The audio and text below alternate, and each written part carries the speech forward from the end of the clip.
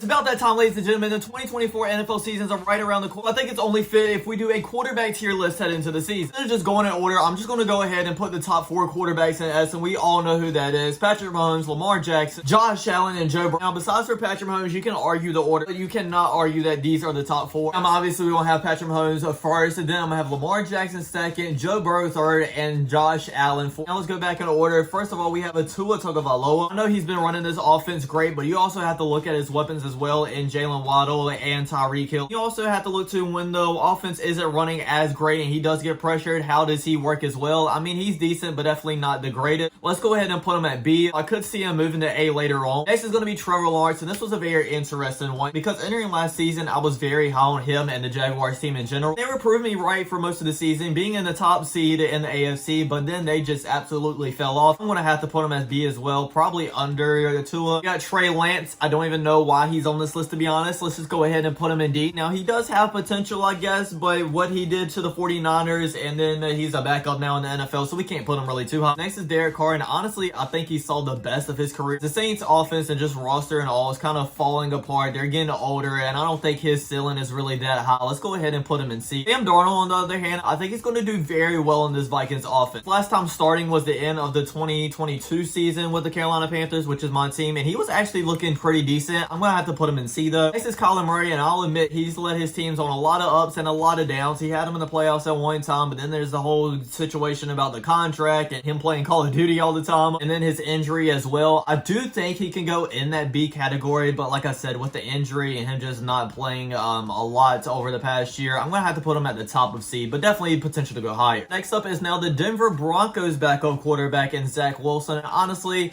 I'm just going to have to put him in D. I mean, I pretty much don't think he's going to get another starting job in the NFL. I think he's destined to be a backup now. And at least Trey Lance has some potential to him because we haven't saw him in the full NFL season. But Zach Wilson, we know that he's full of, and it's absolutely nothing. Next, we have CJ Stroud, and he done an amazing job his rookie season. Now, I do kind of want to see him just add on to it and make sure it's just not like a one season and then a flop, because a lot of rookie quarterbacks do that. Obviously, he's not going to be in the S tier. We've already solidified that, but I'm going to go ahead and put him in A. When you turn a team like the Texans around from how awful they were the season before, that has to say something about your character and how you are as a quarterback. Next is going to be Dak Prescott. I know a lot of you guys might not like him and might not like my decision either, but I think he's pretty much an A quarterback at this point. If we're doing a quarterback tier list on how they did in the playoffs, this might be a different story. Next is going to be Baker Mayfield, and honestly, as a Panthers fan, I thought his career was absolutely done. I thought the Buccaneers were absolutely crazy when they signed him. Now, I really don't know how he's going to do this year without Dave Canales, because a lot of people were actually giving him credit for changing Baker Mayfield's career around. But I'm going to have to go ahead and put him in that B category. Led him to the playoffs last year and even got to win the playoffs, something Tom Brady couldn't even do last year. Still wondering what I should do with these rookies. I don't think it's necessarily fair that I rank them with these other quarterbacks that have actually got something to prove. So we'll just go ahead and make a rookies tier at the very bottom. And then we'll go ahead and put the other rookie quarterbacks in here as well. Obviously, I think Caleb Williams is the number 1 quarterback in this draft. But number 2, I'm going to have to go ahead and pick Jaden Daniels. Justin Herbert. Now to this point, he's had a very interesting career. Obviously, he's really talented, but the team hasn't had the success. But now with Jim Harbaugh coming in, I think they will. I know a lot of people are putting him in that A category, but these other 2 players have just led their teams to more success, so I can't put him up there just yet. I'm gonna put him in the top of the B category. Next is Aaron Rodgers, and we all know that he's one of the most talented quarterbacks in the NFL right now, and probably of all time. I can't really put him in the S category just yet because last year he was injured, and the year before last he even missed the playoffs. So I'm still gonna put him in A, probably right between CJ Stroud and Dak, though. Actually, you know what? Probably under that, to be honest. Mac Jones, I'm just going to go ahead and put him in the D category. I'm going to put him at the top of D, though, because he's done a lot more than these other 2 quarterbacks. Jalen Hurts just recently led his team to a Super Bowl. Now, with saying that, I do think it's a lot, like I said about Tua with his roster. I do think he is better than Tua, though. I'm going to put him in the A category.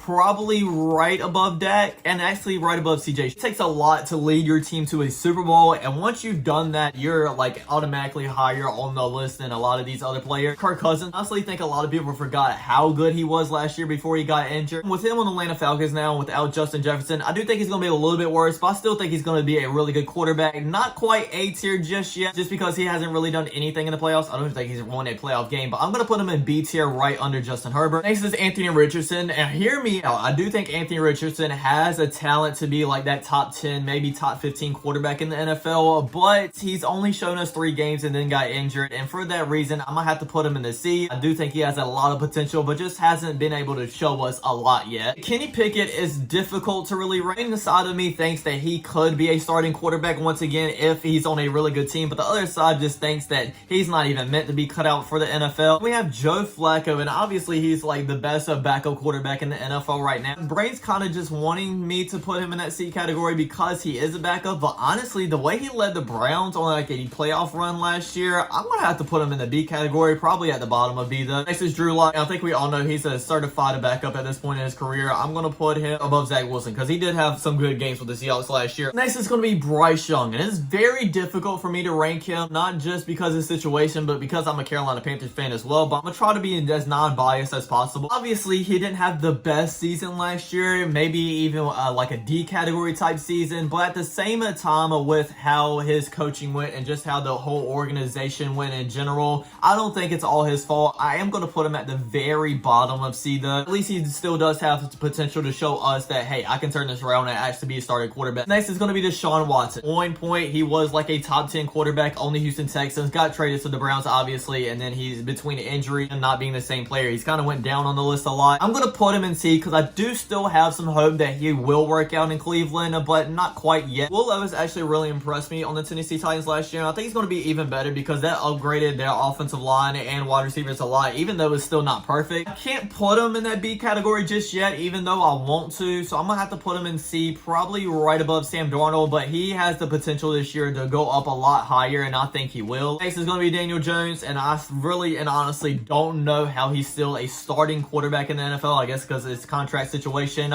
I'm going to put him at the very bottom of C. Honestly, no, the very top of D. This is Brock Purdy. I know a lot of people are going back and forth on if he's just a good quarterback or if it's just more of the roster. Either way, he just led his team to a Super Bowl. And like I said previously, that says a lot about a quarterback. I'm tinkering on the edge between B and A. And honestly, I'm going to have to put him in A. Now, Jameis Winston obviously is a backup quarterback for the past couple years. I don't think he's in that D category just yet, though. I think he could be a serviceable backup, kind of like what Joe Flacco is.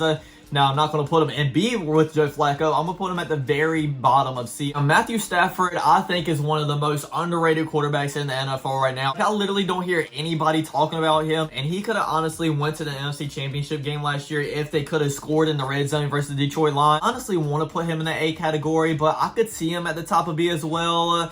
And yeah, I'm going to put him in the A. Forget it. I'm just a big Matthew Stafford fan. But if you say the top of B or even behind Justin Herbert, I can 100% see that as well. Next is going to be Russell Wilson. I'm going to put him in the C category, probably right above Jameis Winston. Last year, he was very serviceable for the Broncos. He wasn't going out there and being the reason why they won games. He was playing good enough for them to win games, if that makes any sense. They sat him last year. Now he's on the Steelers. I don't think, honestly, he's going to last long, maybe 4 to 5 weeks, and they're probably going to replace him with Justin Fields. This is Gardner Minshew, and once again, I think he's very underrated. I honestly think a lot of people forgot that they were literally one game out of being in the playoffs last year. But I put him in B. Yes, I could see it, but I'm going to put him right in the second spot of the C category. Jared Goff has an amazing story as an NFL quarterback. Once again, I'm tinkering between B and A for him, and I'm going to put him in B right behind Justin Herbert. I think Justin Herbert does have a higher ceiling than him and is more talented, so that's why. But I could see him being an A. For Sam Howell, obviously, I'm a UNC fan as well, so I was hoping that he would do good, but honestly, I didn't see what everybody was hyping up with him coming out the draft.